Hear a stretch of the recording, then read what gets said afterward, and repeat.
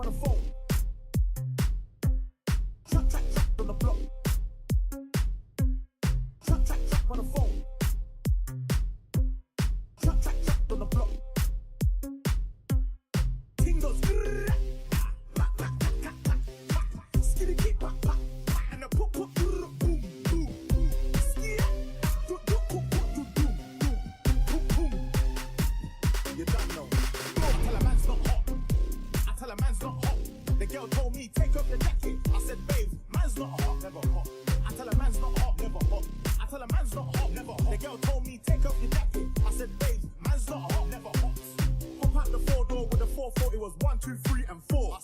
Chilling in the corridor. Yo, your dad is 44 and he's trap on the phone, moving that cornflakes. On it out goes. Look at your nose. Check your nose now. Trap on the phone. Trap on the block. Trap on the phone. Trap on the block. Tingles. Skitty keep pop pop. And the pop pop boom boom boom.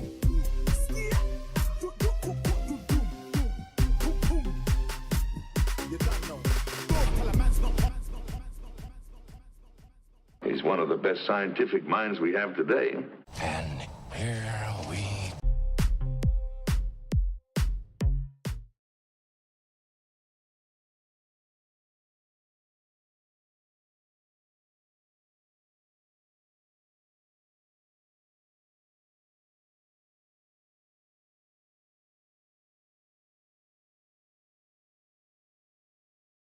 Yes, people.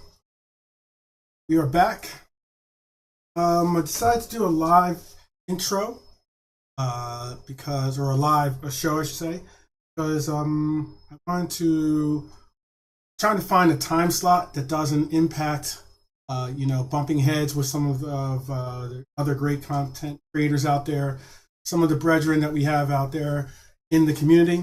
I also want to make sure that it's a time that people can actually engage in the video and actually be a part of it.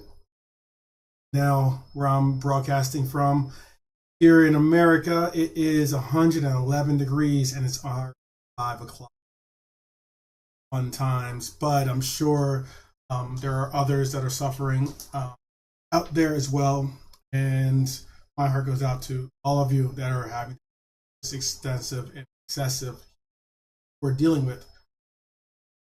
With that said, I am coming live and direct today because I wanted to go about what the title says, and that is I wanted to engage on what the summer is going to bring for us, what we're looking at the summer possibly being for this club that we all belong. This club is going through some serious changes with all the news reports that have been coming out with Fabinho, with Henderson, obviously, with some of the exits that we've seen go as well, which, let's be honest, we've seen some really great players in our storied history, and during this Klopp era, integral parts of his team, of our team, now leave. I'm happy to have seen that those players, such as your Bobbies or your even your Milners as well, or Oxes, they got a righteous and beautiful send off. The ability to go in front of Anfield, be able to give the honor guard, be able to hear for one last time, possibly as a actual Red wearing a kit to push us on to success and glory, to be able to kind of give a thank you and heartfelt appreciation to. So I wanted to really get up and get into a dive into this. Now I'm going to take this from a different perspective than most people are. Big up to the chat if you're just joining in. Big up big up. Jay Kismet, I see you in the house, always a loyal and appreciative supporter. Loyal Red, that's what we need more of. We need more just like yourself. I wanted to say that what you're going to see today, what I'm going to be presenting, is a little bit of a different take, I guess you could say, than what you normally see in your breakdowns. Okay, and what I mean by that is normally when you hear net spend, for instance, you'll hear, oh, transfer out costs X, transfers in cost Y, and then X minus Y is how you get Z. Okay, how you get your number as to what your net spend is. But there's a lot more involved in net spends than just X and Y. And one of the factors I'd like to always make sure people understand is that wage bill. What you're actually going to pay the player, which is sometimes one of the impacting parts of, will that player even come to your team? Okay, so what we're going to do here is we are going to create, or present, I should say, some of these things. Right? I say let's just dive right into it. Might as well, and let's start the clock. Now, we will be getting into this. I'm going to bring up the first presentation, and that is going to be the spreadsheet. Now, this spreadsheet is something I created, obviously, but hopefully in Jay Kismet or whoever else is in the chat, please tell me, can you read the spreadsheet? Is it coming up clearly on it? Hopefully it is. Yeah, if you can tell me if it's coming up clearly, because I can bring up a bigger presentation for it and use the full screen if necessary. But hopefully you're able to read this in the presentation that we have right here. So as the kickoff goes, I'm going to show you, just make sure you can see it, hopefully. So I'm going to show you once again.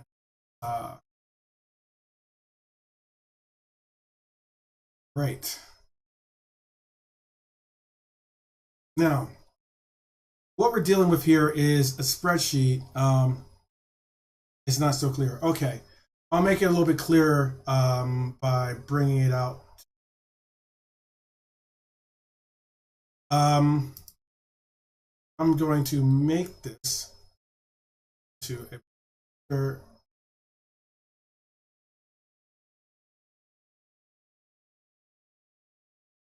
This is the beauty of going live, people. Definitely the beauty of going live. This will be a little better. Is that hopefully clearer? Oh, no.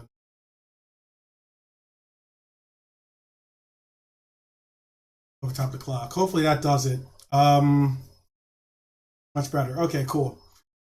All right, so this is what I'm going to do. I'm going to go about this in a pretty concise way. I don't know if you see the pointer or not, but what I'm going to do is this. Explain how I broke this down into the spreadsheet and everything else. So what I have here on the left is going to be the players that are solidly on our squad. Players that we have pretty much an assurance that they're going to be, in the squad going into the new season. And then what I also have is, in the first parentheses is the number of players. So you can see I have their weekly salaries, their annual salaries, and what their contract is going to be for taking them up to. Okay. I also have on there the number of players that we have. So for instance, in forwards, I have 5 forwards listed there. And then you'll see total 6, and that's because obviously there's other players like as in a Ben Doak who could qualify as a attacking forward. So I have them as the 6th. Okay, so that's what that dictates on the left.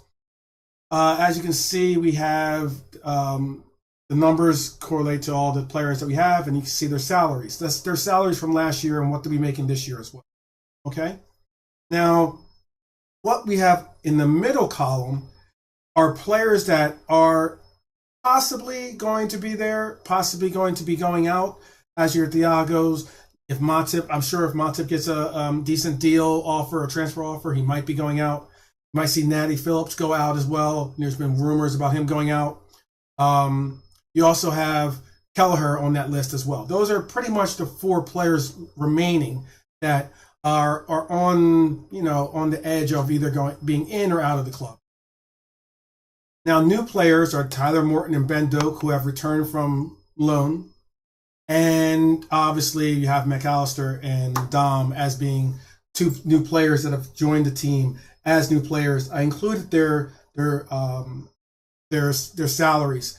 Keep in mind, I have an asterisk next to Ben Doak because I couldn't get an accurate number for him as to what his salary was, especially since for a good bit of time he's been playing under a 17-year-old and 18-year-old status, allow for him to be paid differently.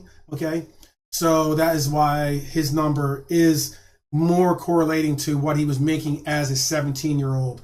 Okay, now of course I'm sure now that he's going to be on first team status, he's going to be making quite significantly more money, but most likely probably closer to what the Tyler Morton is making above him. But it's such a small number that's not going to be that. It's going to be not really get into it. Now, before I get into those colored regions of orange, let's get into the right column. The right column shows what we're dealing with Liverpool. The number of forwards, number of midfielders, number of defenders, and goalkeepers that we have on our club, and what they equal out. Okay, so we're looking at about $164 million, 64 million, pounds. And everything that we're dealing with is in pounds, people. So just in case you get under pretense of what kind of currency we're using, because a lot of times you'll hear euros out there, you'll hear pounds, you don't know whichever. This is all going to be in English League. I'm going to speak in pounds. And then I have on there departure wages, which means how much we've made off of those yellow categorized players below there. And then new departures, which is the green departures that are imminent or possibly most likely going to occur, which is Fabinho and Henderson being additions to that. All right. And I also want to state, I put in there the $20 million for Jordan Henderson because I had suggested this, and now I'm glad to see this is starting to, this is actually happening, but I suggested this on another podcast. If Jordan Henderson's been offered a great deal of money, I don't know if it's 350, if it's 500, it's 700, whatever the number is, it's certainly higher than the number that he's getting at Liverpool, because that's the incentive that probably incentivized them to make the move. If he's taking a pay cut from that to make sure that the move actually happens, then, you might have 700. Let's say hypothetically it is 700. You cut it down to 350, still a considerable amount of money to be making.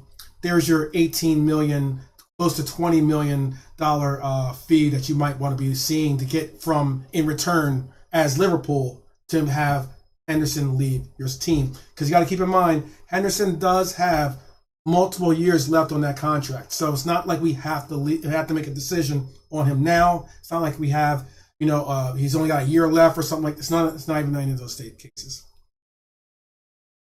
Below this is why I have these 2 sections here, being with the 2 colored sections of oranges that are close to orange is closest to red, and that is players I would like to see be the replacements. Now, you'll see on my chart here, you'll see how I have James Milner, for instance, next to McAllister. And I have Dom next to Keita, okay? Those numbers pretty much balance out when it comes to weekly salaries. The reason why I'm putting those numbers or those players next to them on this sheet is because when you're bringing in players, obviously you have a budget that you're trying to maintain, a wage bill that you're trying to maintain.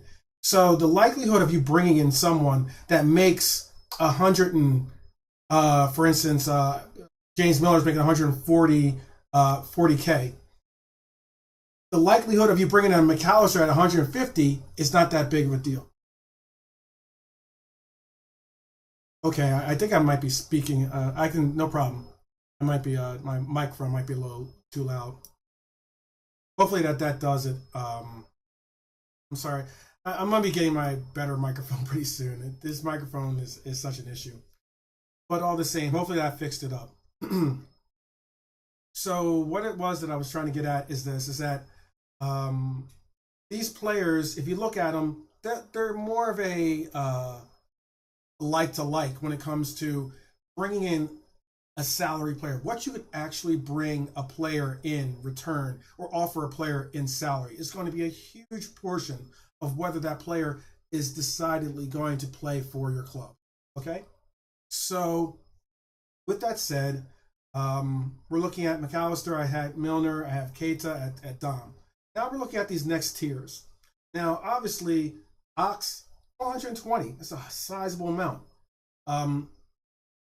Bobby, 180. That's a sizable amount of weekly salary that he was making. Those two slots now open up to the point where you can either look for a better value player at a lower rate, or at least you have an idea to say, hey, you know what? I understand that competing, yeah, it's just a slight issue. I can still hear you just fine. Okay. Let me, and I can make it a little bit lower too. It is not bad.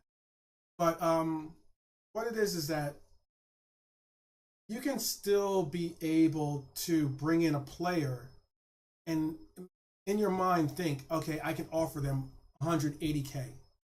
That's a major selling point as to knowing where your budget, where your books are going to kind of fall into play.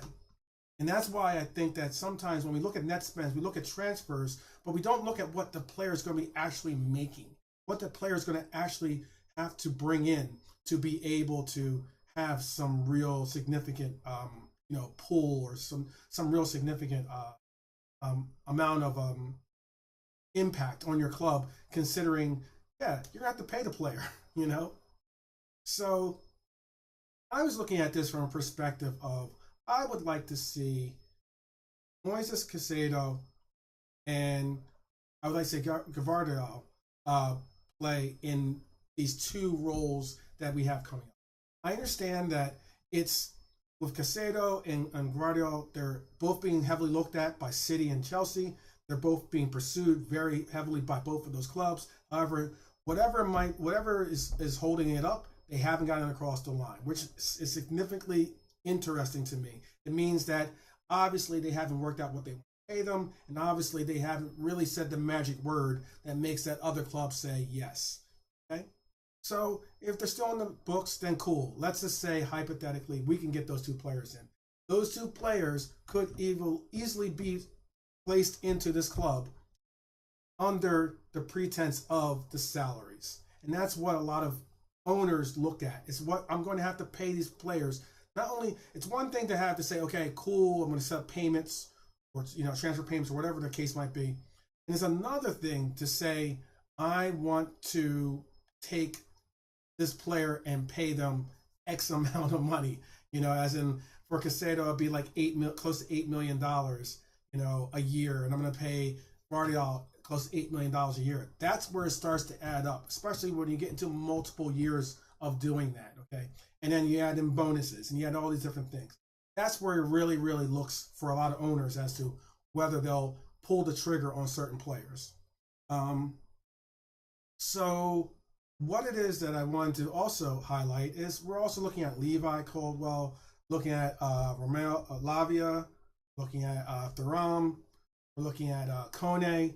We've been linked with about over 60 different midfielders, well over 60 different midfielders for this club, which is astronomical. But one thing that I now know with these two major impactful players that are leaving, and I say major because you got to realize how much time they actually put in. And I'm going to show this in the next couple of clips. I might have to adjust those clips too, but hopefully I won't have to. And what you're looking at here is you're looking at players that I really think could fit in. If you look on the right, I'm showing you what their current wages are.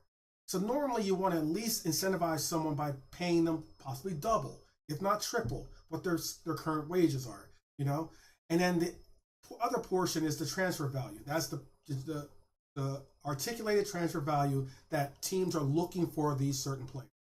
Okay, and you'll also notice that I put in Balogun into this list, and that's primarily because I personally think that Balogun is a quality player that could emerge into a significant player for this team, if not a significant player that could be sold for major money. We're talking about, well, it'll be probably double figures in pounds, but if we were to say euros, maybe $100 million euro player. Okay, considering we're trading him, going to transfer him outside of England, $100 million player I could see Balogun turning into. Not saying he is that now, but I'm saying that's what I believe that he could turn into be. And the last point before I bring this this graphic down is this. I'm also looking at great players like Kimmich, Frankie de Jong, great players. De Jong's someone I've been advocating for since preseason of last year, when Manchester United was interested in him. Now that Kimmich has been involved, I mentioned that on a couple of different podcasts or on other podcasts during the weekend, and now all of a sudden Kimmich is now being mentioned a lot on these different content creators pages. You know, I'm telling you, people. You know, I definitely, if there's someone that you're gonna trust that does the work, that does the deep dives into researching or getting these things correct, it's going to be me, because I want my brethren, my Reds, to be empowered with knowledge, facts, and everything I can empower them to be mighty when it comes to discussions like this. So with that said, I was cool on the Frankie de Jong and the Kimmich ones, but you got to realize, take a look at their weekly salaries. Now that's in pounds too. There is no way that this club will pay 600 plus or 300 plus for a player.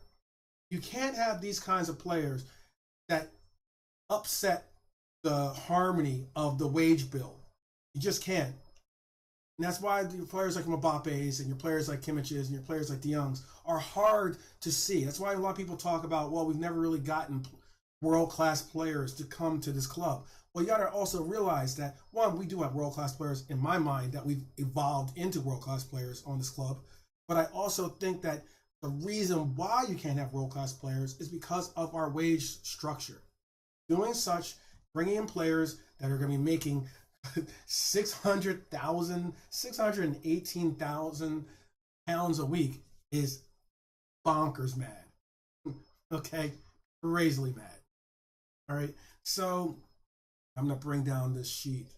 And so I just can't see that happening. I don't know if you in the chat agree or not. And I'm sure all of us would say this, is that we would all love to see Kimmich. We would all love to see Frankie de Jong. But the likelihood of seeing those players, considering the amounts that they make on other clubs, considering the cities that they live in, that they've established, roots in, very difficult. Very difficult.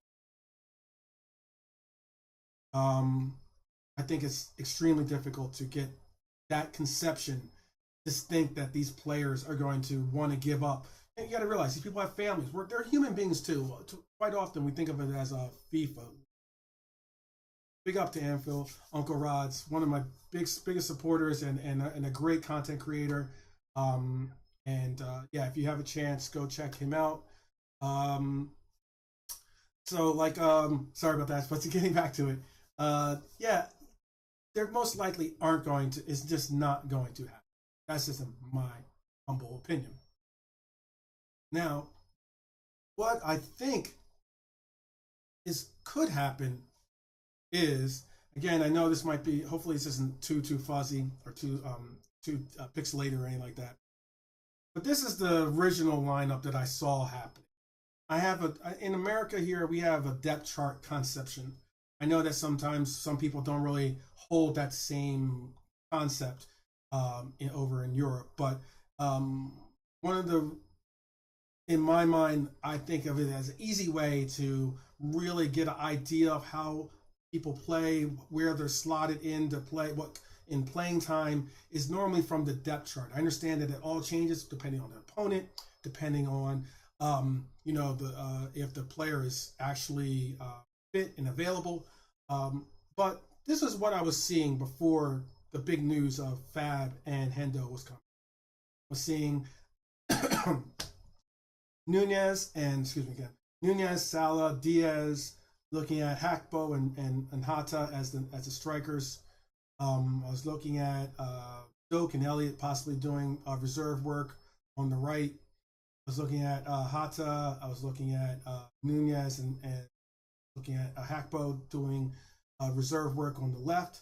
I was looking at Thiago being the starter until McAllister actually got fully indoctrinated with the system. I could also see Jones playing in a position, having a role in starting as well, considering how well he performed last year. I was looking at Pachetic, and I was looking at Henderson as being the deputies for Fab in that DM destroyer position. And I was looking at Elliott, and I was looking at Tyler Morton, and obviously Dom being on that right side, right mid. I was also looking at the basic four that we also looked at with the inverted halfback position that we now have become accustomed to, and that was Alexander Arnold, Konate, Van Dijk, and then Robbo on the left, having Simicast do the left back work, Matip and Phillips being deputies under Van Dijk, and Matip and Gomez being the deputies for Konate. I also even thought of Gomez being the slotted right back in behind Alexander Arnold. Again, let me tell you this. This is big up to Ensman who gave me the term dopamine, which is now a show I want to make. I want to make the dopamine show, or I got to come up with some really cool title that utilizes the dopamine name in it, because realistically, yeah, it's one of those conceptions of knowing there was a very strong contingency that did not want Gomez to play center back, much less right back in this club. Again, starting the year when in preseason, I was on almost every channel talking, whether it was Grizz, whether it was Kopish, whether it was, all these different channels, saying about pushing my own, I guess, agenda, okay, in saying I think that Gomez needs to be right back. I think that Gomez did well when he was put into that position with when Alexander Arnold was out. And I think that he showed that he is a defensive-minded player enough that that comes from being a center back. So that mindset is indoctrinated in you. And I also thought that he could bring an alternative to our lineup, to our structure, and everything else by the way that we could become more flexible by having him involved. Now, obviously, Ali's a given, and Kelleher, who might leave. He might leave. He's asking for starter minutes, but I still have him as a second back. Now, where we have now is this. Now we're left with Hendo and both Fab leaving, possibly. We're stuck with a really big conundrum of what do we do? What do we do? Let me see some of the things that's going on in the chat. Let me just chat up here. So we're looking at Nyeke says Bradley at right back. He can also be the inverted role as he plays in midfield too. Opens up the conversation of Trent in midfield if he does well. It's an interesting take. Look, I am very, very high on our youth that is coming in. That's a very interesting take. I'm big on obviously Ben Doak. Big on Tyler Morton. It will be a very interesting role that Connor Bradley is allowed to bring. These players have been really, really looking to do well here. and they've been doing well abroad. So I'd be interested to see how that works out. You know, you got Kai Gordon's coming back, such as that, make a play for the right wing, not necessarily taking over, but definitely contributing. That's all we really want from you, is to contribute. Big up again, Uncle Rods. He just says, "Great show, bro. Appreciate that." Jay Kismet is saying, "You never walk alone." Says, with the exodus of players last season, they will be saving around £40 million a year in wages. That includes the 2 new guys we have. That's important. I'm glad you see that. And again, like I said, Jay Kismet is I like how the man thinks. Exactly, knowledge and information is key instead of talking nonsense online. I agree with that. Okay, and the other was just about microphone issue. I hope the microphone issue isn't as poor or as bad as be at the moment. But let's get back to the matter. We're stuck with this. I don't want to walk away from it. We're stuck with this. And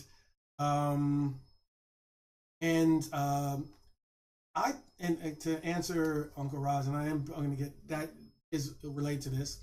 I would think Kai Gordon is going to do is primarily. I realized he's been out of football for a year and a half. Now I was big on Kai.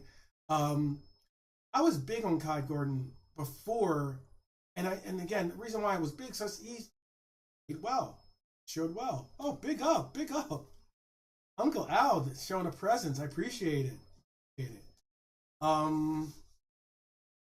But I really thought of it as like, Kai Gordon, I think, could be a player. I'm just more concerned about not rushing him back. And it sounds like it's kind of weird to say that after a man's been out of football for a year and a half or hasn't been on a professional pitch really in that capacity in a year and a half. But still, that makes me even more concerned about making sure that he can get back onto the field properly. And he's young enough that I don't want to see us rush that process. That's something that I really believe. But now, again, back to this lineup. Where do we go from here? With this little hole in the middle, how do we replace those players as they're going out? Now, what I have here, I notice this is going to be definitely a little blurry, so I'll just help point these points out. Because this is a stat bomb style. This has players of youth, peak, experience. Okay? Now, this is the entire team. One of the only players I believe that's not on the team. This is like last year's team, not including obviously some of the new players. But what I'm going to show is this: these 4 players, I'll say it like this: these 4 players on the left here are all outgoing players. Obviously, I have Ox as well. Naby's not on this list because God bless Naby. Naby is injured. I hear so again. For the start of the season for RB Leipzig. But one thing, I wish him the best. I hope that he gets back to playing and is able to play for RB.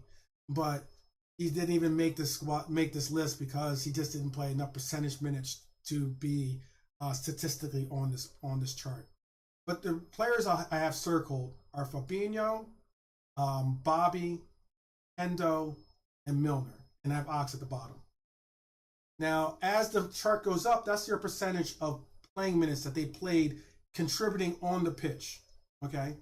I know Naby thinks this. Naby, are you okay? Is his theme song for sure. But it goes up. So you look at where we're at. 4 experienced players. All 4 of those players are leaving. And if all 4 of those players are leaving, that's going to mean that you're going to have to replace those minutes with someone. Excuse me. And as you can see at the top of the chart, those 3 little dots, that's Ali, Van Dijk, and Salah, who I will admit, some people might say this, play that's possibly too many minutes. I mean, they're close to 100% of the minutes, pretty much. They're in that 90 percentile. Okay, so you're looking at this, and I'm looking at it as like, okay, we're going to have to replace them with someone, correct? So that's where these players come into line. Okay. We're looking at Elliott, who does get a considerable amount of minutes, but he's part of the youth. We're looking at Nunez. We're looking at Jones. And Other player might not get it, but that's Bashetic, okay? And I think that he's going to get some really quality playing time. However, if we are smart, we're going to bring in someone that doesn't, again, rush a player that was just injured. Okay? That I agree. I agree. I agree about that. Some of the comments coming in. Nabi, the £100 million mistake, fee and wages total over the years. That's scary if that's the case. I didn't know they was £100 million. That is horrible. And Nabi's a lost cause. He is old. I have oh yeah. Uncle Al has the lowdown apparently on Nabi's birth certificate. You know, there's that too. Enter these two players. These two men, two bad men, in my opinion. I believe that McAllister, and you're going to also have obviously Dom, really take into this field. And I get that the fee for Naby was 64 million, and that is substantial. It was actually one of the top five expenditures of all time for our club. Now, what you're going to really see is Dom and McAllister will certainly be targeted to get and take on some of those additional roles, some of these additional minutes that are going to be played. I'm seeing the lineup like this.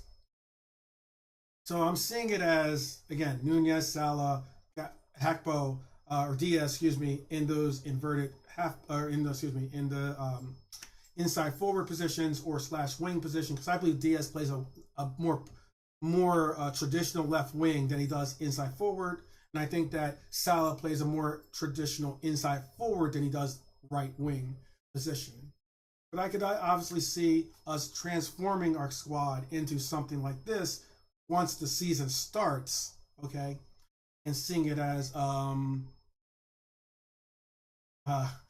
yeah, that is a dog in the background. Sorry, and that'll be saw my dog. Yeah, but the dog's he's a Liverpool fan too, so he likes to get the inside scoop when I talk about stuff. So yeah, you'll have McAllister. You'll see how I have the lineup with that basically that the box midfield, okay, which is now being more integrated into our system. I have this again, it comprising our formation into this realm. I have where you can look to see these players kind of transgress with their play. Now, again, we could see this kind of lineup as well being possibly something that you could see again. This is more of like a possibility. This has Fabinho involved in it as well. Mr. Positivity, big up, Beijing Res TV. Some of the best guys online right now, bringing the island vibes, straight from Canada, but bringing the island vibes all the same because that's where their heart is. Big up to all of them. Big up to Beijing Pops. Beijing Barnes. Big up to Rasta Crab. Big up. So yeah. Hey, even my dogs want to know what the inside scoop for Red says, right? And then this lineup could be something that we might see for Europa as well. This is the line that we might see for Europa. Love to see and hear what people think about that. Bringing on your Dokes, bringing on your Elliott and Jones in your midfield. This is at least early, and again, it has Hendo in the position. But then we're going to have to find, obviously, a replacement. And the reason why I brought up these old lineups, this one included with Fabinho and Hendo in it, shows their impact, shows them the importance of what these two players bring to this club and how we could look to see them being involved in any of the facets any of these competitions that we're bringing these players into. So, I would love to understand or hear what it is that you guys are thinking when it comes to some of these plays that I have. Okay, and again, we're only at 33 minutes, so we got a little time. I know that we definitely believe that we're getting another player now. We have to. It's just simple. There's no way that we're going to rely on just the youth to fill in these gaps of senior players that involve immensely important roles on this club. There's not too often that you're going to come across a club that has lost their vice captain and their captain in the same window. Okay, that doesn't happen too often, because that shows a major sea change to a new mindset of leadership, new mindset of where the buck stops with the players' representation, and who Klopp is going to lean on when it comes to getting his players in line, when it comes to making sure these players are playing on the pitch, or when it comes to someone being in those players' faces and giving them the street as to what we expect from them and what we want to see from them. So I'm interested to see what and where we will go with it. The list that I had up earlier, I'd love to hear if you like the choices that I made. Are we feeling it a little bit? I'm basically hoping that we can get Caicedo as our top choice in the door. I'm looking to hopefully get Vardial, excuse me. Helps if I can pronounce his name correctly if we're going to be getting him. But is that a player possibly that we would like to bring into this club? Because I believe that by bringing that kind of player into the club, we could be really solidifying some back line issues. And imagine having our club, and again, this is all just speculation, this is all just me kind of talking, but can you imagine that back line if it was Konate, VVD, and Vardial? Imagine that back line. And I know that's putting Robbo out to pasture in a sense, and I'm not saying I don't appreciate Robbo. It's not saying I don't think that he can be a part of this club. Not even saying that I don't think that he can still contribute or should be a part of the starting lineup. Not saying that at all. Big ups to Robbo. I was definitely one of his harshest critics last year too. Okay, I'm just being honest about that. But I'd like to hear what you guys think. I think Josko Vardial would be an exceptional player. He's making £115,000 a year currently. I think we have enough wiggle room, again, which is why I showed that chart earlier, to be able to pay him 150, okay? Maybe even up to 180. I would at least start the negotiations at 150 and be willing to go all the way up, maybe with play incentives and bonuses going up to 180. That would be a considerable upgrade in his salary. It'd be him playing for a club that he loves, that he always grew up on. And it would also be a solid, and I mean this, a solid defender playing in that back line with two exceptionally solid defenders beside him. I think that would be next level status for us if we were able to push this deal over the line. And it's not out of the question. I know that we have inquired about it. I know that we have an absolute. The reason why I have him on as one of my top two choices is because we do have a relationship with RB Leipzig. Okay, they might be pissed off about the fact that we sold them a lemon in Naby, but all the same, I think that would be an exceptional. And I understand him agreeing with terms with Man City doesn't necessarily mean that it's a done deal. The thing about transfers, and this is why I'm commenting, because this is a comment in the comment section. It says he already agreed terms with Man City. doubt we can convince him to go give up Champions League and more salary. But yes, he's the perfect fit for us. I believe that sometimes he doesn't have a storied or a heartfelt connection to City. Moving to City would be you get to play in a system or a team that obviously can pay you very well, but also is going to provide Champions League performances for you, or Champions League level games for you. But what I can say is this: is that his heart is with Liverpool. He's mentioned it time and time again. And there's players, despite the fact, I mean, let's keep in mind, Diaz technically had already agreed to terms, per se, with Spurs. But somehow we were able to get in and bring it over the line for ourselves. Okay? So, I would love to see that happen. Casado is the top target for me as well, as being someone I'd like to see in this club. I think that he's young. I think that he's creative. I think that he is a player that will play hard for you. And these are things I would love to see be brought back into the club if we're going to go for a player. He's not exactly a chiseled veteran, which is all well and good, but he's enough of a world-class name for me that I could see him being able to considerably contribute to that midfield.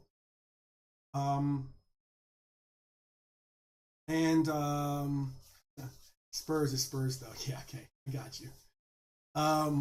But yeah, so I also think that the next names on the list I have were obviously Levi Colwill. I had Lavia on the list. I had again Balogun.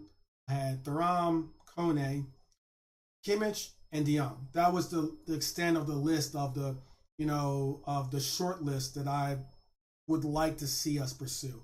I am not saying that I have some inside connect that is telling me that this is what is going to happen with this club. Because as we all know, Liverpool holds their cards close to their chest. So when it comes to that, we can only wonder or speculate as to what we're going to be doing. But those are some players I would love to see be inquired on and be someone that we can bring in for that next level. And again, they're all players. I understand all these players are some of those names are big number transfers. Okay, those are big number transfers. I know Frankie De Jong is being targeted at 74 million pounds. These are all pounds. Whenever I say the number, it's going to be related to pounds, people. Just in case you want to know. There's so 74 million with Frankie De Jong. We're looking at Kimmich at 64.5. We're looking at Kone at 34. We're looking at Thuram at around 34. We might be able to get a cut deal considering his injury with Kone at 34, but that's around what the number is that's being reported. Balogun, for me, there's reports that he might be already on his way to Inter Milan. That shows how good of a player he is. I don't think he's going to get a quality chance since they just brought in Havertz, and because they still believe in Nketiah. And now apparently they're even looking at possibly a João Felix at Arsenal. He's a player that I really, really like. I get it. I'm a U.S. men's national team fan and supporter. So yes, I have a bias, but I definitely see a lot of really amazingly exceptional qualities for this player. And it's something that I can see because if you look at these players, the players I'm talking about, Levi Colwill is on 15K a week currently. I know he's going to have to, and he hasn't re-signed the new deal because that deal I think expired in 2023. I want to say. All right, Lavia 25K a week. Balogun 29K. Thuram 14K. Kone 31K. Those players are players that we have enough wiggle room in our wage books of players leaving that week that could replace those salaries that are now vacant, that could be something that ends up getting these deals over the line. You know, and this is why, again, even though I mentioned Kimmich, which I did, and I'm glad that people are hopping on what I said about Kimmich coming to the club, possibly, or less wanting to target a Kimmich, you know, because he does have a loose relationship with Klopp, being, you know, the German connection, and Frankie De Jong, obviously, with his connections to some of the Dutch players that we have on the club, you know, influential Dutch players that we have on the club, and I think I'm not alone saying that most of us are probably Kimmich and Frankie De Jong fans. The fact that their transfer value is at 64 million for Kimmich and 74, I said that earlier, reverse, I'm sorry. So Kimmich is 64.5 million and De Jong is 74 million pounds.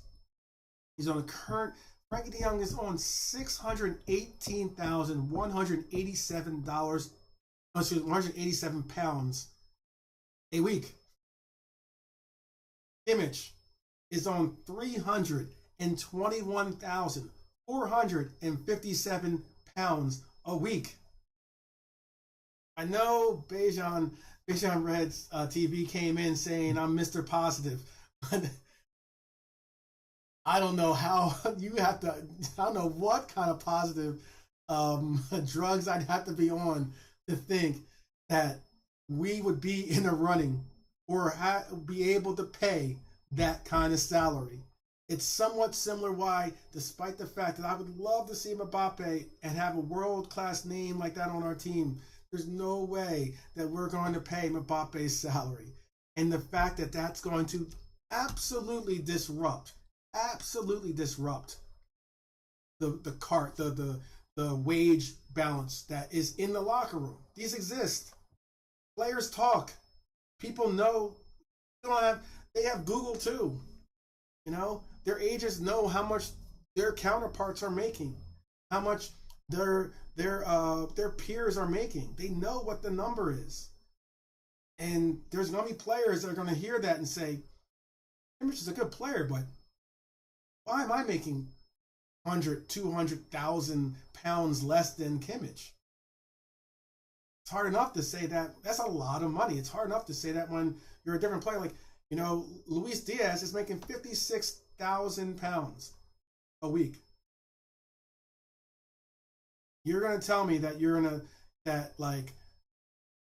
these players are, you know, in, for instance, Frankie De Jong's case, his salary is 12 times, should be 12 times the amount that we pay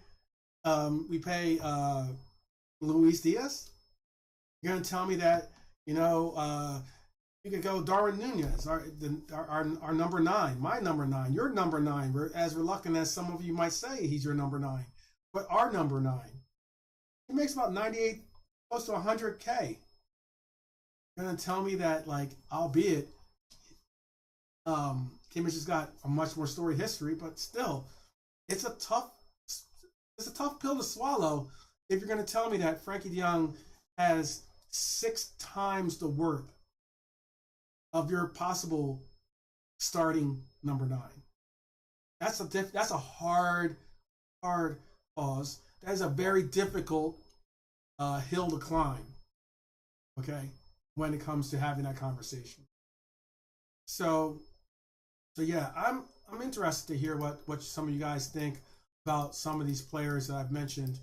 I really think that we have like a lot of different players on this list that really could bring some substantial changes to this list. You know, there are some players out there that you've never heard of. You might have heard them if you're watching Bejan Red's TV, because we did a very fun episode where we did the under 23s, and on that episode, I spoke about a couple of different players that I personally think could be, diamonds in the rough that no one really knows about. Again, go if you get a chance, look up some of these players. One of the players I really like is his name is Lucas Sukic. It's Luka. Some spell it Luca, but I believe it's Luka. Then his last name is Suc Sukic, Sucic. And you can also have a definite pause in case some people want to chop that up. And I think that he's a talented player. I think that that player is someone I'd like to see us bring in. But he's not a player I'm saying that we slot in to the starting lineup. He's not even a player that I say is going to demand very, automatic minutes, or a player that's going to bring in that we have to give some quality minutes to.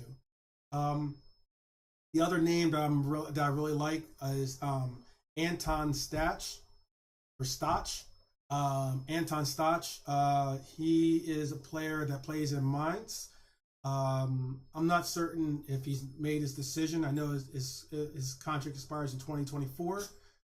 Those are two no one probably heard of names of players that I would like to see.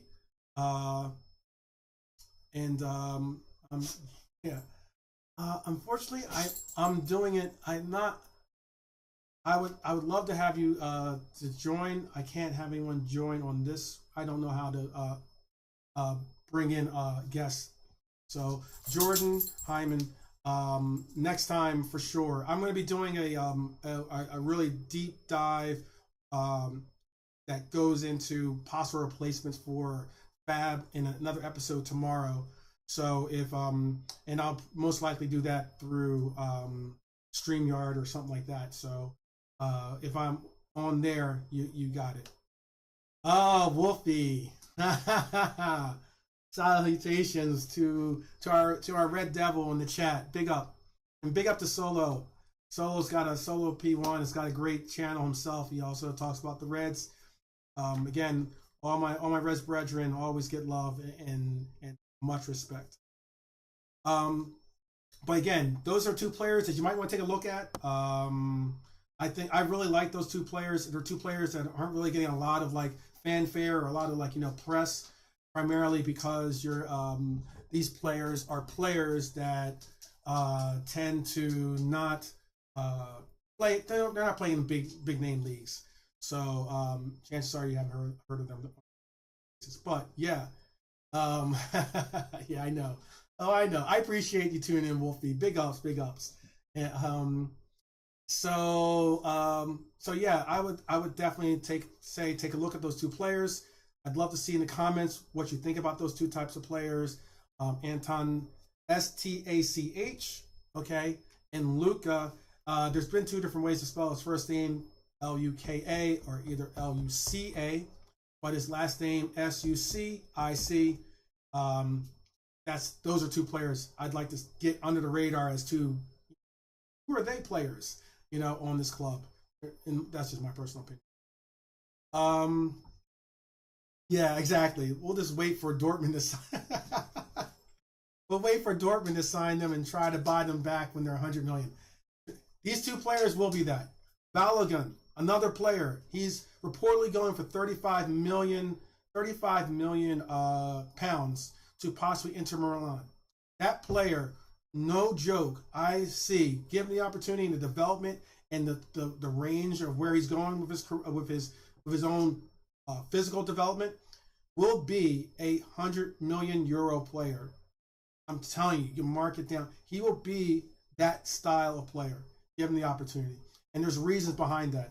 And when I get into the Fab thing, I'll even address some of those things too, because it's connected to a statistic that, if you look at a certain statistic, it says something about it, So, and Jay Kismet has the correct, spelling of his name with all the accent marks and everything else. So, I know. 5 million FSU will have a heart attack. You never know, man. You never know. But yeah, I think that, like, realistically, those two signings would be great. If you want to go and I don't know if it's in their video log or not, But if you want to go and see some of the players that I personally believe could be excellent players to include in this club, youthful players to include in this club, I'm going to address that, Bejan. I got you. But some youthful players to address in this club. I see you. Some youthful players to address in this club. Then you can definitely be able to keep these names in the Rolodex. Let's call it. And 35 million for a six. So all right. So let me deal with something real quick because we're still at a good time. Bejan Pops, who is one, if not one of the many, but I would say the few, honestly, but one of the few people online that I respect because he has a incredible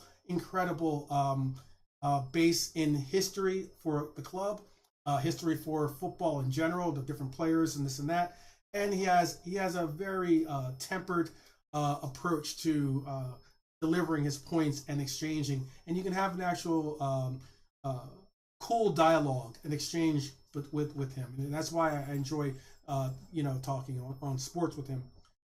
But one thing I will disagree with is that he pointed out that we ain't paying 35 million for a sixth choice frontman.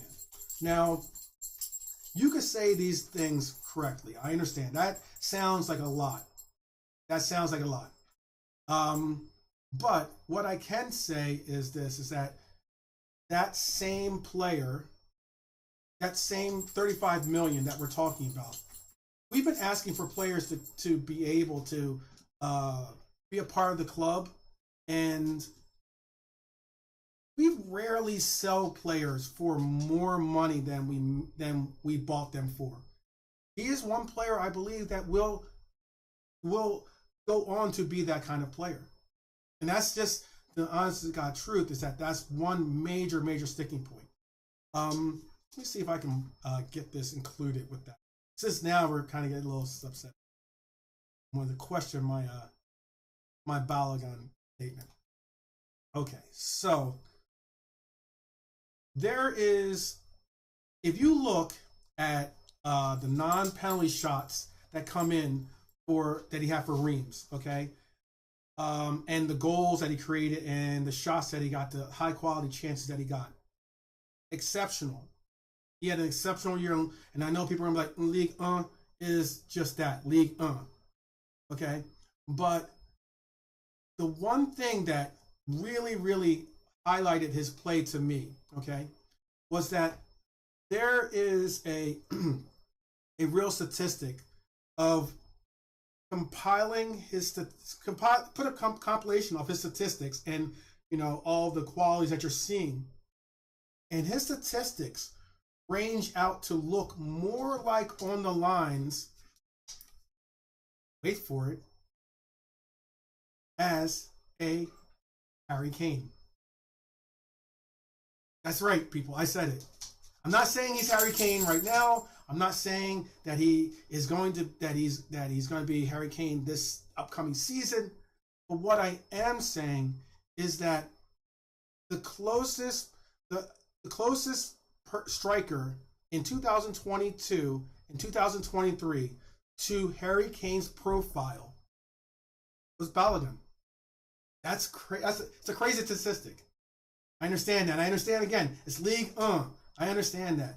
But it's something that, hey, that's a real testament of why I believe he can get into those levels. Because if you look at Balogun, I didn't want to make this story about Balogun. I'll make sure that I stay within my time on the clock here. But with Balogun, he's in the 99th percentile for shot volume. He's in the 85th percentile when it comes to receptions in the opposition box. 72nd percentile with XG from ball progression. Okay? And the keyest point, this is what I'm going to ask you to do. The most key point to keep an eye on, okay? Progressive passing. Progressive passing is something that Harry Kane has become so efficient in that it creates not only creations, shot creations, and goal creations for himself, or for others, I should say. It has then thus created shot creations for himself as well. And that's one thing I can't stress enough. Progressive passing is a stat for a striker. I understand the concept is strikers score goals and everything else. However, with the way the game is involved, especially with our club, with having inside forwards / wingers that do a good considerable amount of the scoring for your team, having a player like that could be exceptional. And having a player that could fill in temporarily as that Origi role in this team, hey, we could be looking at something there. That's just something that I've seen, and you'll be surprised. Again, reason why I bring up that point about Harry Kane is this: Harry Kane,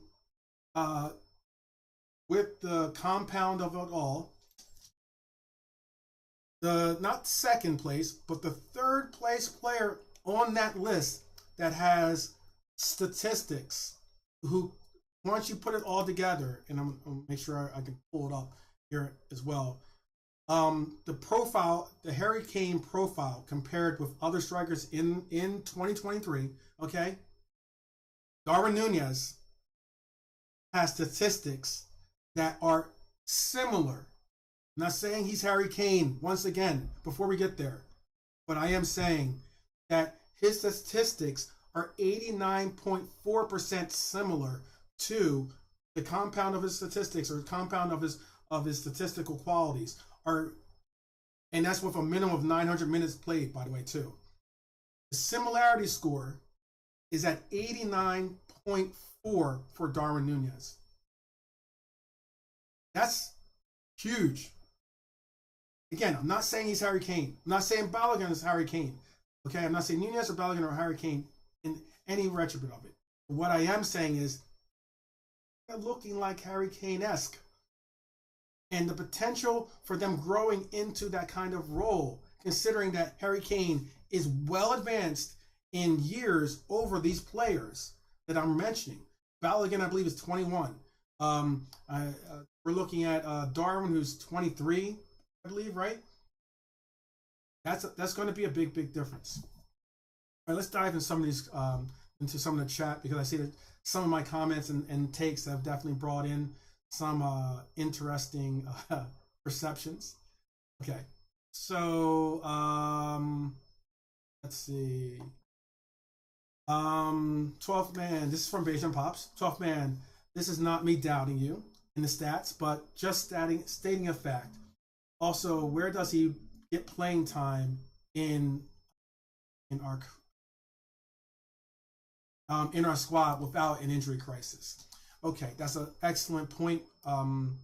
I agree that his numbers will be affected by that. I hate to say it, but our club and playing time, okay, accounting to injuries is a topic that I want to knock on some wood over here. This wood. And by saying that, it's because one thing is I'm willing to prepare for the worst, expect the best, but prepare for the worst. And I believe that you're right. It is going to be an uphill battle for him to get some type of playing time. But I do believe that he could, being that we are in Europa, I believe that you're going to see a lot of players getting playing time in a tournament that could amount to us getting Champions League, okay, in the following year. You're going to see a lot of players get quality minutes, some real quality minutes against clubs that you normally would not have seen them get quality minutes against, and you might see some of these senior players get earlier admissions to some of the domestic cups, or you might even see still the emphasis being on the youth as well. Big up to KLFC. Big up to Street Hadouken. All right, I got you. See some other comments. Let's see. Klopp managing these men is like getting Pee Wee Herman's take. It's like getting Pee Wee Herman to take set pieces. Come on, man. No, come on. Wolfie doing the Gunnar Lee role in our chat. Because realistically, the set piece, our set pieces next year is gonna be, our set pieces are gonna be nice. Considering you're gonna have for free kicks, you're gonna have either Trent, or you can have Dominic, or you could have McAllister even, you know, and Mo is even still a distant shout. I've even asked if Virgil van Dijk could be the one taking some of the free kicks, because I think he's got a rocket of a leg when it comes to power, and I think that he's got some. I mean, he obviously has the ability to place those diagonals on a dime to Mo. So yeah, I even look at him being someone like to be there. But yeah, Wolfie's definitely got some jokes. Let's see. And do I get a champagne bottle when my boys get? Yeah, okay. Oh yeah. We'll see. I'll give you I'll give you one of these. How about that? This is actually a cool one. Even see, lights up. Little Dom P, little vintage. But yeah, I don't know about the Ace. Maybe you get a Dom P. I like Dom P's better anyway. Or I shouldn't say that. I like Ace too. In case Jay-Z tunes in, you know, or LeBron or James, you know, one of them, right? So anyway, so yeah, oh, do we have the Don in the house too? Don Corleone. Okay, Stefano's in the house. Oh, big up, Stefano. Yeah, but these are all the players I'm really looking at. You know, like I would like to see these players be orchestrated. I don't.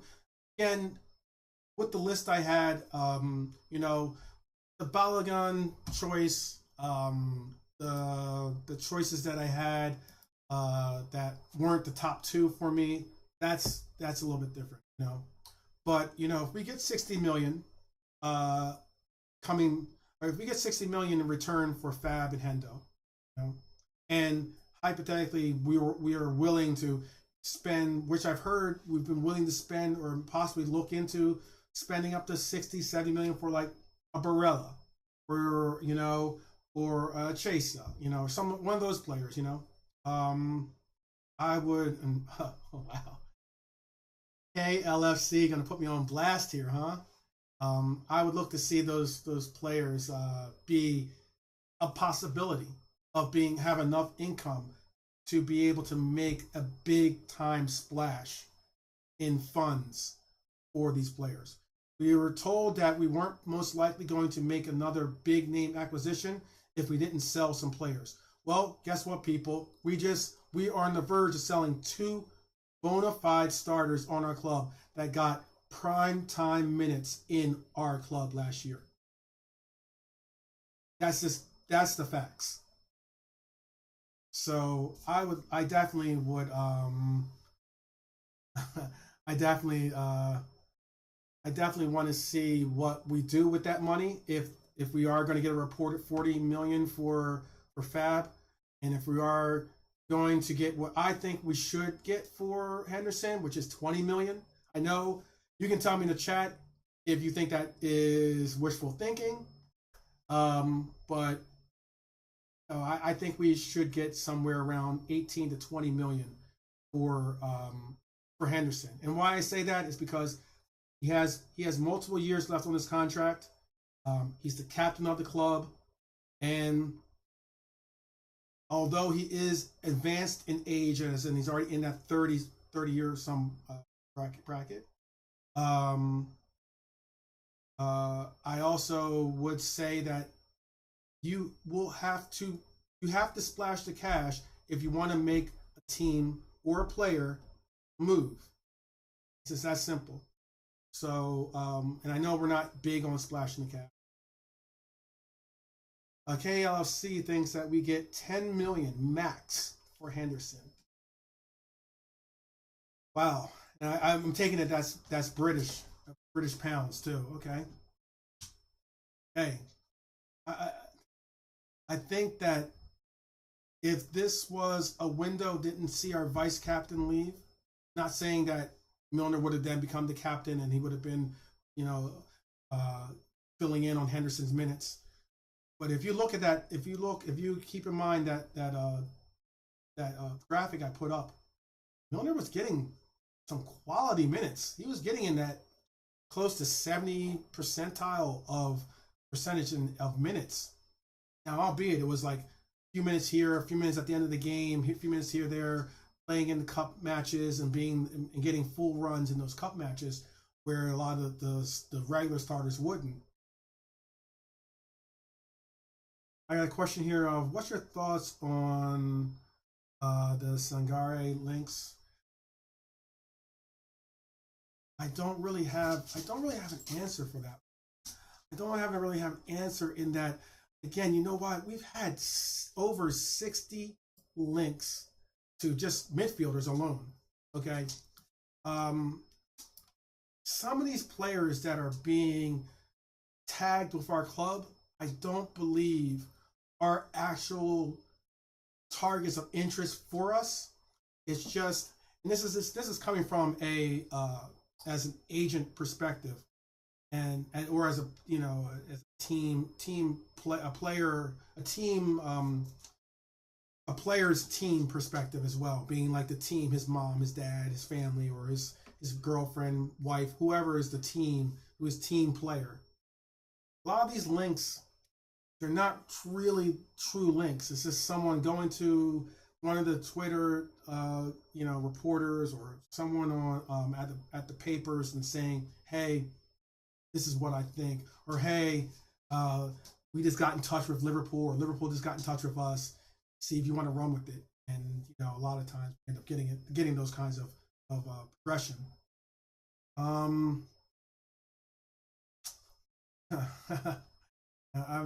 don't mess with any Colorado weed, Wolfie. So that's just not how I do. But anyway, let's see. I will have a call-in show. I will do a call-in show. And yeah, if you guys want to hop in on the call-in show, Wolfie, or who else? I think it was Jordan wanted to mention about trying to get on and debate, or at least get his opinion out there beyond the chat. Cool, yeah, that will be definitely happening pretty soon. Asian Pop says, if we get 50 or 60 million, would you give it all to BHA for Caicedo, being Brighton, for Caicedo, and then pay 40 or 50 over a 5-year period of his contract, basically 100 million for him over 5 years? And Beijing Pops, excellent. I wish you'll have to definitely check out the early parts of stream that I had, but I addressed that, and that is basically the level of basis that I'm dealing with under these pretenses, is that the wage bill is huge when it comes to determining what we're going to do with this, what we're going to do with this window, or what we're going to do with these players. Okay, the wage bill, I believe, is huge when it comes to that consideration. And let's see. I'm gonna pull up these numbers again for you, especially just as for you, Bejan. Ops. Caicedo's currently making 60K on his current contract. He makes about 3.12 million, and this again all in pounds. But I really think that we will see. I'm looking at giving him a pretty healthy increase in wages, in that I could look to bring him in, Caicedo, in doubling his wages. You're talking about possibly giving him and pay 40 to 50 over a 5-year. Oh, you're meaning 40 or 50, meaning 5-year period for the installment payments. Yes, I can see doing that. I'm looking at it more so from I'm looking at it more so as in paying him, giving a fee of £80 million to be the fee that we would go in for Casado for. Okay, that's a healthy, considerable set of money. He's on 60K. I could see this club where I would, if I was a sporting director, I would offer him 120K in salary. Okay, and that would be for a deal that goes to 2028. I would make it. That would make it basically a deal that is around 6 or 7 million. The number off the top of my head, maybe even closer to 8 million that he would receive in a year. I would also factor in bonuses involved in receiving that 120, possibly that. Let's see. Oh, Wolfie, you can mention the 71 points all you like. I will gladly place the 71 points as a badge of honor for me. Hey, the fact that we were in 12th place when I made that assertion, the fact that we were nowhere, no one even had us getting in the top 5, much less even contending for a place in Europe. We were looking at mid-table at best at that moment, and we were in a state of free fall at that moment. I was one of the few people out there that had any type of vision or any type of belief that we could even even entertain the idea of getting 61 or 71 points. I mean, we got hella close, but we didn't make it, and it's all good. It's all good, you know. Again, you know, if Mo Salah, for instance, connects on two penalty kicks, we're having a different discussion right now. But that's last year, and I still got love for Mo, of course. Because hey, things happen. That is what it is. But yeah, Jake Kisman, I have at 120K a week. That's what I would like to be targeted at. All right. So again, those are the players that I have. I would definitely say I was saying that we would end up 4th. You're absolutely right. We ended up 5th. My bad. I said we ended up 4th. We ended up 5th. Considering we're in 12th, I said we're getting 4th. We ended up 5th. If you want to slate me for that, have at it. Have at it. And again, even if we end up 5th this year, we'll end up in a case where we end up going to Champions League, but it won't matter because we'll be going to Champions League once we win Europa. And hey, maybe Wolfie, we can win Europa by leapfrogging your Red Devils, who I believe will be in Europa with us. So we'll see. But all the same, we'll save that debate for the call-in show. All the same. So yeah, so let's see some of these comments before I hop off and end the thing. Oh, big up to Glasgow Red TV. Big up. Yes, big up. Another one of my Reds brethren saying hello and salutations. I appreciate that. That's love. That's something I think we should do for all the content creators that are Reds. And people that have come and shown love today, I appreciate it. And in my mind, you are truly the Reds that I love to champion and say as much as you are my brethren. Those are the ones that show that they hold that you'll never walk alone motto to heart. That's big up. So yeah. Let's see. What else do we have in the chat? Any other questions or anything that we want to talk about?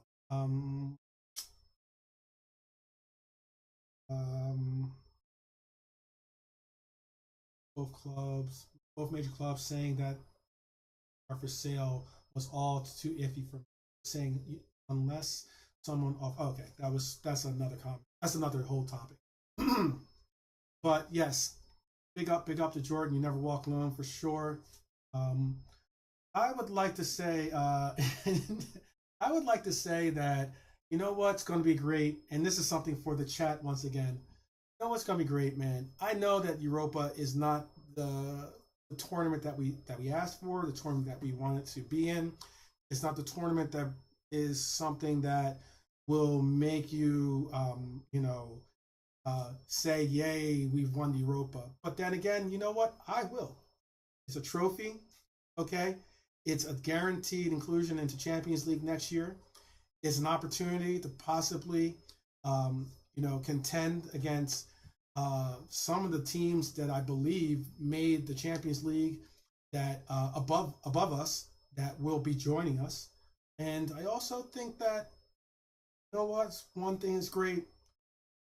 Jurgen Klopp came into this to into his tenure with LFC, made it to that Europa final the first year, and lost. And lost. This year, he needs to win that to not only get a little bit of chest back into his speech, but also you know what I believe is that he'll now have completed all of the trophies. He'll have won every possible major trophy available as a Premier League man. That's exceptional. And there was a time when Europa was bigger, or Europa was the Champions League in essence. We'll see. We'll see. Let's see. Again, let's get some of these chats in real quick. Both men, your men are back in 1992. Now Newcastle and Arsenal will leapfrog all of us like an Aussie kangaroo. I hope they don't. I am not for the inclusion of nation state money. It has nothing to do with nationalities. It has nothing to do with any of those cases of ethnicity or religious backgrounds. It has nothing to do with any of those things. But I can say I am against nation state ownership into clubs. I think it's a slippery slope. It's the reason why PSG, when PSG got bought out and they bought Neymar, that was again the creation of where we ended up going. But in essence, you know what? I'm not going to be much of a hypocrite, because there can be those that, at least is something I noted, is that money that PSG paid for Neymar was the money that Barcelona then used to buy Coutinho, which is also the money that we used to buy Allison and VVD. It's a crazy, crazy slippery slope. I don't want to be called a hypocrite by not stating out those facts, but again, that's another thing. But let me finish up with these stats. Let me finish up with some of these comments.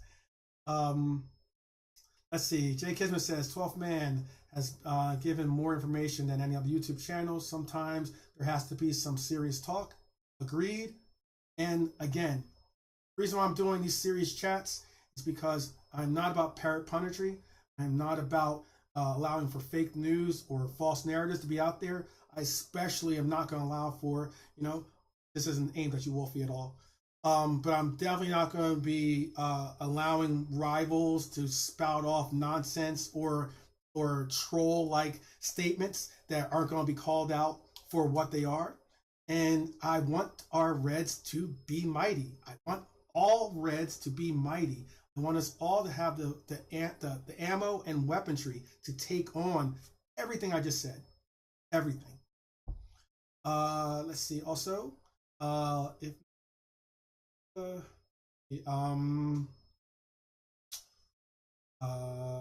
but yeah, big up to Uncle Roz again. Some great people in the chat right now. Newcastle owners are doing it right. Though unlike Man City, they definitely are doing it different than. They're definitely doing it different than City has. I will accept that. I will accept that they are doing some things differently than they are. We haven't really give it time. Give it time, because we're already seeing that they might have already overpaid for the player they just brought in from AC Milan. They might also they're holding on to a player that I would love to see a part of this club. I gave a shout out for that being the person I would like, one of the major players I would like to see, but I didn't include him in the list because it is a is it probably an even heavier, higher reach than Caicedo and Vardidal, and that would be to get Bruno from Newcastle. That would be a great DM acquisition for us if we could get it. Let's see, I do podcast. That's cool.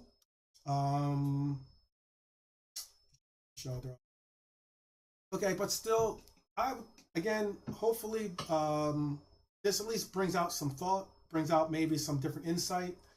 I would love to dive into a little bit of exchanges with maybe I'll get that call-in show going sometime this week, or try to get at least as soon as possible so I can hear some of your points verbally. But yeah, I want to I really would like to see. I really think that Klopp's going to complete the set, just like Bejan Pops LFC says. You know, we are the kings of Europe. That's undisputed. When it comes to we are the English kings of Europe, at least. Okay, or the kings of Europe from Europe, or the kings of Europe from England. Let's say, okay. But yeah, I'd like to see your comments.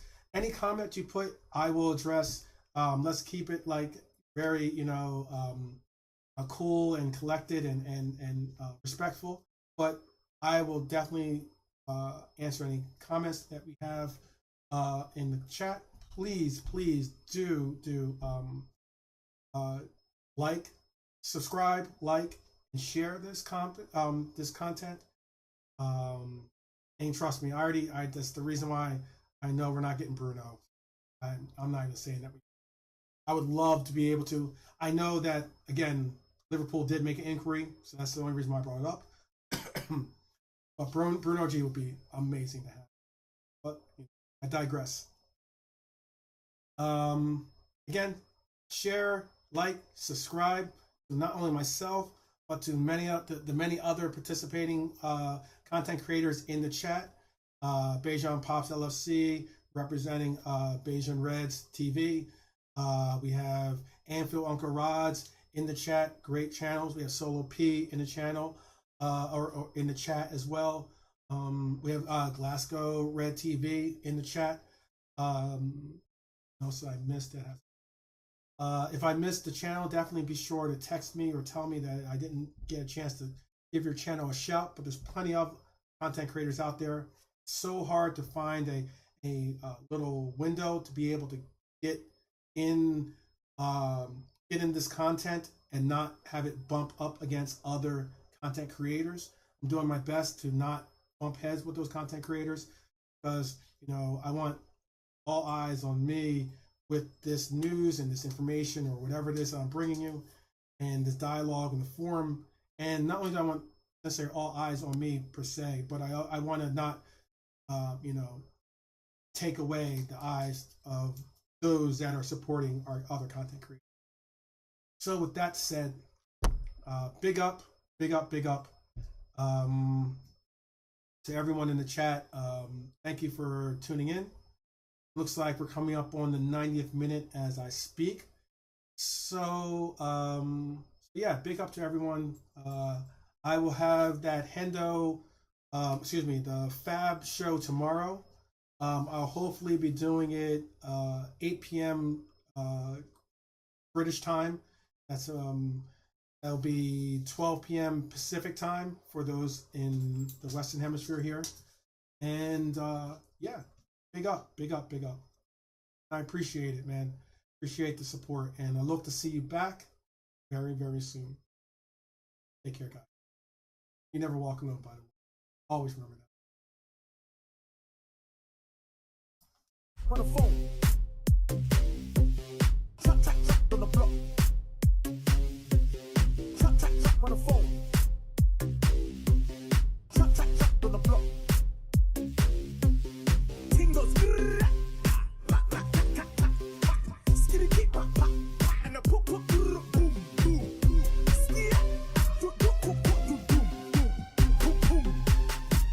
You don't know. Tell a man's not hot. He's one of the best scientific minds.